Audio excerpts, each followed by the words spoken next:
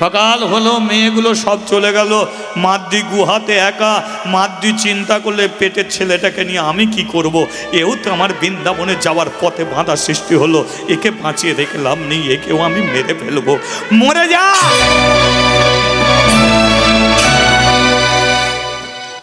জোর করে পেটে মেরে ছেলের একটা জন্ম দিয়েছে, কিন্তু ছেলেটাকে কোলেও নেয়নি। মর, তোকে নিয়ে করবোটা কি, মরে যা, আমার দুনিয়াতে আর কাউকে দরকার নেই। ছেলেটাকে ফেলে দিয়ে গুহা থেকে বেরিয়েছে। দিদি,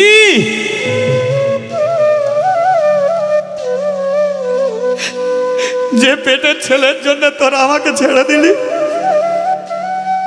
আমি নিজে পেটের ছেলেকে ছেড়ে দিয়েছি, এবার আমাকে একটু সঙ্গে করে নিয়ে। কিন্তু মেয়েগুলো তখন অনেক দূর চলে গেছে। মাদ্রি চিন্তা করলো আমি একাই যাব, এত কাছাকাছি এসে ফিরে যাওয়ার কোনো রাস্তা নেই, না ফিরতে পারবো কাশিতে, তাহলে 10 দিন বাকি আছে। ওরা বলে গেছে ওরা তাড়াতাড়ি 2 দিনে পৌঁছে যাবে, কিন্তু আমি তো 8-10 দিনের মধ্যে পৌঁছে যাব। যতক্ষণ বেঁচে আছি ওই দিকেই যাব। সদ্যজাত জোর করে ছেলেকে প্রসব করে আর বেরিয়েছে, শরীর দিয়ে রক্ত টোপে টোপে পড়ছে। মাদ্রি ওই অবস্থায় হাঁটছে, পা গুলো ফেটে গিয়ে ঝরঝর ঝরঝর করে রক্ত ঝরে যাচ্ছে। যেখানে পা ফেলছে সেখানেই রক্তে লাল হয়ে যাচ্ছে, যেখানে পা ফেলছে সেখানেই রক্তে লাল। আর হাঁটতে পারেনি গো মেয়েটা। মেয়েটা এবার হামাগুড়ি দিতে শুরু করেছে। যেই হামাগুড়ি দিচ্ছে হাঁটুগুলো ছিঁড়ে গিয়ে এত রক্ত ঝরছে, হাঁটু আর ফেলতে পারছে না। অসহ্য যন্ত্রণা, শুয়ে শুয়ে যাচ্ছে। বুকের মাংস কেটে ঝুলছে, শরীরের মাংস কেটে ঝুলছে। কতদিন লেগেছে সে নিজেও জানে না। খায়নি, ঘুমায়নি, দিনে রাতে শুধু চলেছে। এক সময় বৃন্দাবনের যে বাঁকে বিহারী, বাঙ্ক বিহারী মন্দিরের সিঁড়ির নিচে গিয়ে সকালবেলা বসেছে। একটা সিঁড়িতে বসেছে আর একটা সিঁড়িতে মাথা।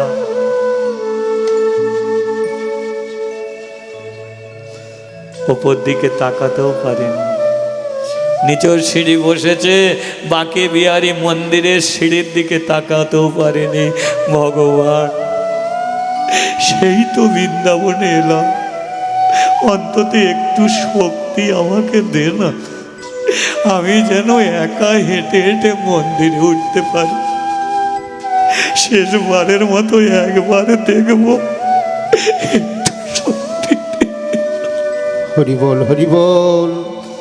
সকাল থেকে দুপুর, দুপুর থেকে সন্ধে, সন্ধে থেকে রাত্রি, কোনো ভক্ত আর নেই। পূজারী ব্রাহ্মণ মন্দিরের দরজা বন্ধ করে দিয়ে চলে গেছে। নিচের সিঁড়িতে বসে আছে মাদ্রি, দরজার মধ্যে বসে আছে ভগবান। রাত্রিকালে একটা ছেলে এসেছে। আহা, ছেলেটা এসে বলল, কিরে মা, এত কষ্ট করে বৃন্দাবনে এলি, বাঁকে বিহারী ভগবানকে দেখেছিস? বাছা, দেখতে তো চাই, কিন্তু দেখাবে কে? কেন ভগবানকে তুই দেখবি? আমার তো ওঠার কোনো শক্তি নেই, আমি উঠতেই পারছি না। ও ভগবানকে আমি দেখবো কি করে? আচ্ছা আচ্ছা নে, ঠিক আছে, আমি তোকে মন্দিরে তুলবো। তুই আমাকে মন্দিরে তুলবি? কেন, আমি তুলতে পারি না? নে, আমার হাত দুটো ধর না, ধর। লোভ। মাদ্রি শেষবারের মতো ভগবানকে দেখবে। ছেলেটার হাত দুটো ধরেছে, ছেলেটা টেনে মাদ্রিকে তুলেছে। একটার পর একটা সিঁড়ি রাখতে রাখতে বাঁকে বিহারী মন্দিরের চাতালে নিয়ে গিয়ে মাদ্রিকে বসিয়েছে। মাদ্রি বলল, বাচ্চারে, তোর ঋণ আমি কোনোদিন শোধ করতে পারবো না, যাই হোক, আজকে তোর জন্যে তো মন্দিরের চাতালে বসেছি, কিন্তু ভগবান দেখা আর হলো না। ছেলেটা বলল, তোকে আমি নিচে থেকে উপরে তুললাম, আর একবার ভগবান দেখাবো না? কি করে দেখাবি? পূজারি তো দরজা বন্ধ করে দিয়ে চলে গেছে। ছেলেটা বলল, পূজারি বন্ধ করে দিয়ে যেতে পারে, আমি কি খুলতে পারি না? আমি দরজা খুলে দেবো, তুই দেখে নিবি। বাচ্চা, তুই দরজা খুলবি, আমি দেখবো। হ্যাঁ, আমি খুলে দেবো, তুই দেখবি। একটু বস। মাদ্রিকে বসিয়ে ছেলেটা গিয়ে দরজা খুলেছে, আর যেই দরজা খুলেছে মাদ্রি দেখলো যে ছেলেটা তাকে নিচে থেকে ওপরে তুলেছে, সেই ছেলেটাই মন্দিরের বাঁকে বিহারী ভগবান কৃষ্ণ হয়ে। হরিবল হরিবল।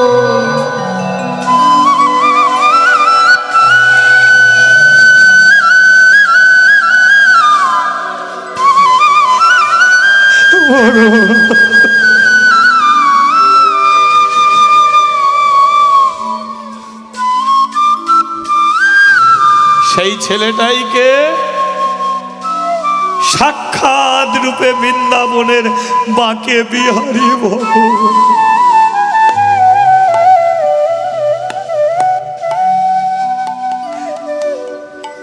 ভগবান সিংহাসন থেকে মাদ্রির কাছে সে দাঁড়িয়েছে। মাদ্রি বলল, তুই ভগবান? আমি ভগবান।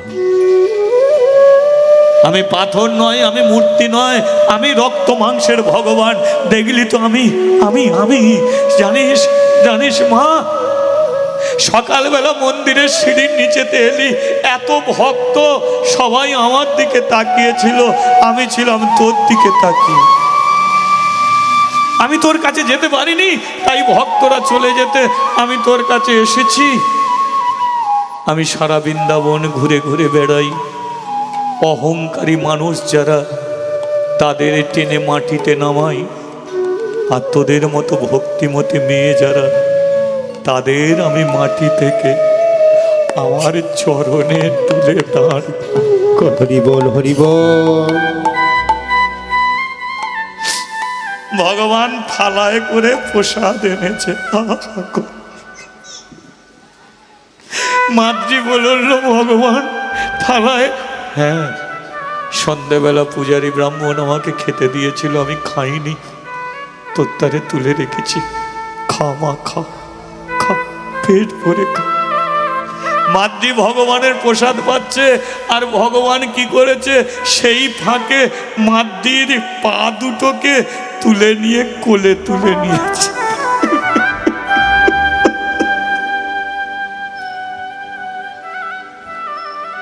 পা দুটোকে কোলে তুলে নিয়ে পায়ে হাত বুলিয়ে দিচ্ছে। মাতৃ বলল, ভগবান এই দুঃখিনীর পা দুটো কোলে তুললি।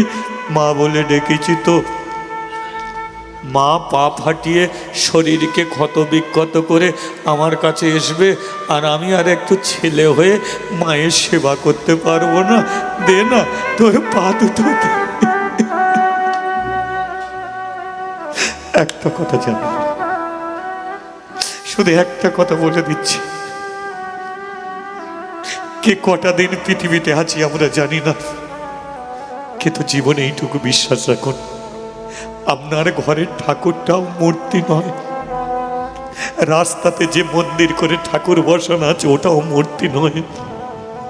গয়া কাশী মথুরায় ভগবান আছে, কোনোটাই মূর্তি নয়। আপনার কাছে মূর্তি হতে পারে, কিন্তু যে জন ভক্তি সহকারে তাকে ডাকে, সেই মূর্তিরূপী ভগবান রক্ত মাংসের ছেলে হয়েও তোমার কাছে ফিরে আসতে পারে। ফিরে অনেক কীর্তনিয়া, আমি জীবনে কোনোদিন কীর্তনিয়ার উদ্দেশ্যে কিছু কথা বলিনি, কিন্তু আমি মাঝে মাঝে মনে হয় যে এরা কেন গো, কেন আমাদের ভগবানকে কেন মূর্তি বলে গো? কেন বলে ভগবান নেই? কেন বলে?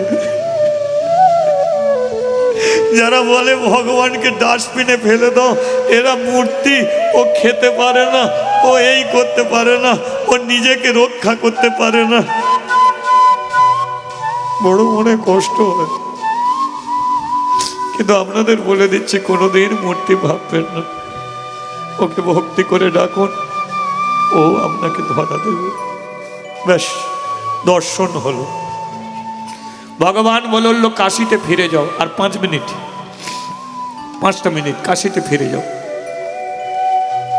ভগবানের আদেশে মাদ্রি ভগবানকে দেখে কাশিতে ফিরছে, কিন্তু যে গুহায় ছেলে জন্ম দিয়েছিল, যেই গুহার কাছাকাছি এসেছে, দেখলো গুহার ভেতরে একটা ছেলে কাঁদছে।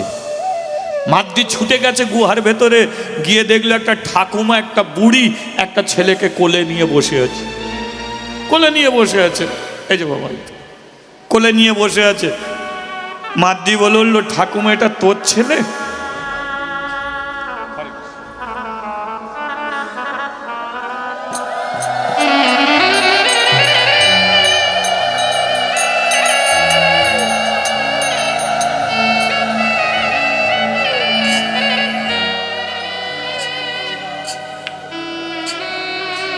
হরে কৃষ্ণ। মাদ্রি বলল, ঠাকুমা এটা তোর ছেলে? ঠাকুমা বলে, এই বুড়ি বয়সে আমার আর ছেলে হয়?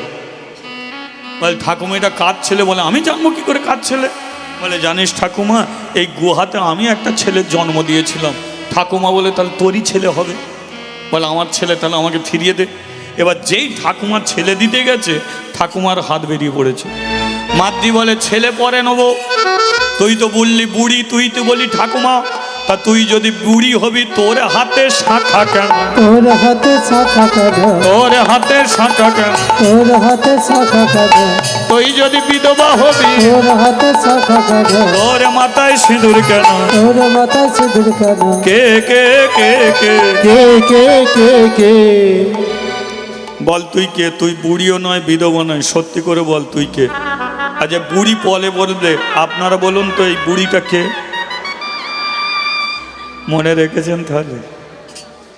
আমি কাশীর অন্নপূর্ণা। মাদ্রি বলল, কাশী ছেড়ে তুই এখানে এলি কেন? অন্নপূর্ণা বলে, তোর জন্য। তো বলে, আমার জন্য কেন? বল, তোর বিয়ে হয়নি, ছেলে চাইছিস? আর ও বুড়োটার কি জ্ঞানগম্য বল, চাইবি বললে তুই দিয়ে ফেললো? আমি ওকে অনেক করে বলেছিলাম ছেলে বলে দিও না, কথা শুনলো?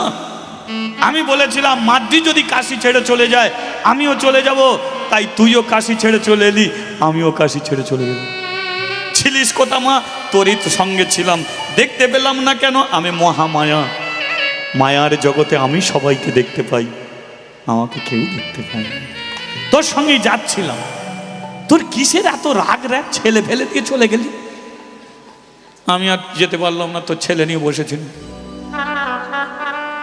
নে এবার ছেলে নে, চ দুজনে মিলে এবার বুড়োটার 12টা বাজাবো, চ। দুজনে মিলে কাশিতে এসেছে, দরজা খুলেছে। শিব বলে উঠল, জানতাম আসতে তোমাকে হবে। অন্নপূর্ণা বলে উঠল, মাদ্রিকে কাশি ছাড়া করলে কেন? শিব বলে উঠল, শোনো অন্নপূর্ণা, এ যখন আমার চাতালে বসে কৃষ্ণের নাম করতো, চোখের জলে বুক ভাসাতো, ওর হরিনাম শুনে আমিও কাঁদতাম, কিন্তু মনে মনে ভাবতাম যে মেয়েটার বাবা মা আত্মীয় স্বজন কেউ নেই, জমিদারকে কথা দিলেও মন্দির ছেড়ে যাবে না, তাহলে মন্দিরে সারা জীবন আমার জন্য ও হরিনাম করবে, আর আমি ওকে একবার বৃন্দাবনে পাঠাতে পারবো না? ওকে আমি একবার কৃষ্ণকে দেখাতে পারবো না? আমি যদি সরাসরি গিয়ে বলতাম, মাদ্রি তুমি বৃন্দাবনে যাও, গিয়ে কৃষ্ণকে দেখে আসবে, ও কোনো দিনের জন্য মাদ্রি আমাকে ছেড়ে যেত না, তাহলে কি করে পাঠাবো? হঠাৎ একদিন ও ছেলে চাইলো, ওকে আমি ছেলে দিয়ে দিলাম। জমিদার এলো, সত্যিটা জানতে চাইলো, মাদ্রি আমার কাছে এলো। বলো তো অন্নপূর্ণা, সেদিনকে যদি আমি বলতাম যে আমার কৃপায় ওর গর্ভের সন্তান, জমিদার ওকে কাশী ছাড়তে দিত না, আর কাশী যদি না ছাড়তো, তাহলে বৃন্দাবনে গিয়ে কোনোদিন সাক্ষাৎ রূপে ভগবানের তাই আমি ভগবান যা করি সবে মঙ্গলের জন্যে। আমি মাদ্রিরই মঙ্গলের জন্যে ওকে আমি কাশী ছাড়া করেছিলাম। করে দিলে ঠিকই, তা আমাকে কেন কাশী ছাড়া করলে? বলে তুমি তো নিজে বললে মাদ্রি চলে গেলে আমিও যাব। আমি সুযোগটা নিলাম যে 7 মাসের গর্ভে সন্তান নিয়ে কাশি ছেড়ে চলে যাবে, ওকে দেখার মতো কেউ নেই। তুমি বললে আমিও যাব, আমি বললাম চলে যাও, চলে যাও, চলে যাও, কারণ মাদ্রিকে ছেড়ে তুমি যেতে পারবে না। সেই জন্যে দেখো তোমাকেও ছেড়ে দিলাম বলে ছায়ার মতো তুমি মাদ্রির কাছে ছিলে। তুমি যদি না যেতে তাহলে ওই গুহাতে ছেলে ফেলে দিয়ে চলে গেল, ছেলে আর বেঁচে থাকতো? তাই তুমি কেমন ছেলে নিয়ে ফিরলে বলো, এই কেমন ফিরলে? অন্নপূর্ণা বলে দেখেছিস বুড়োটার কি বুদ্ধি, কি বুদ্ধি, চালাকি করে কেমন তোকে বৃন্দাবন ঘুরিয়ে আনলো। এবার ব্রাহ্মণদের কাছে সত্যিটা বলো। ব্রাহ্মণরা এলো, কাশিগ্রামের বউ ঝিয়েরা এলো, কিন্তু আসতে পারলো না। জমিদার এত বড় আঘাত খেয়েছে, মারা গেছে। স্বয়ং দেবাদিদেব মহাদেব শিবজি ব্রাহ্মণদের কাছে সত্যিটা বলল যে আমি ওকে একটা ফল দান করেছিলাম, তার কৃপায় ওর গর্ভে সন্তান। মাদ্রি নোংরা মেয়ে নয়, কুলোটা কলঙ্কিনী নয়, উনি একজন ভক্তিমতী মেয়ে, কৃষ্ণদাসী মাদ্রি। হাজার হাজার ব্রাহ্মণ হাত দুটো ওপর দিকে তুলে বলল, হে মাদ্রি, তফাৎ কোন জায়গায় জানো? আমরা শিবের পুজো করেছি, আমরা শিবের কথা শুনতে পেলাম, কিন্তু রক্ত মাংসের শিবকে পেলাম না। কিন্তু তুমি হরিনাম করেছো, শুধু রক্ত মাংসের শিবকেও পেলে, আবার বৃন্দাবনে গিয়ে রক্ত মাংসের ভগবানকেও তুমি পেয়ে হরি বল, হরি বল। মন্ত্রতে যেটা হয় না, যাগ যজ্ঞেতে যেটা হয় না, তুমি ভক্তিতে প্রমাণ করে দিলে যে ভক্তিতেই একমাত্র রক্ত মাংসের ভগবানকে সাক্ষাৎ রূপে পাওয়া যায়। তাই তুমি প্রমাণ করলে ভক্তি যার ভগবান তার, ভক্তি নেই যার ভগবানও নেই। হরি বল, হরি বল। ছেলেটার নাম হলো সদানন্দ। ওই সদানন্দ বড় হলো, মন্দিরের চাতালে বসে হরিনাম করলো। আর মাদ্রি গোটা ভারতবর্ষ ঘুরেছিল। আর এই মাদ্রি ছিলেন ভারতবর্ষের এক সাধিকা, কৃষ্ণদাসী মাদ্রি। আজকে প্রমাণ হলো ভক্তিতে ভগবান। আবার কোনো দিন কৃপা হলে আপনাদের কাছে আসবো। আপনারাও ভালো থাকবেন, সবাইকে ভালো রাখবেন। সেই গুরু নেতাই গৌরীকে মানন্দে। হরি বল, হরি বল।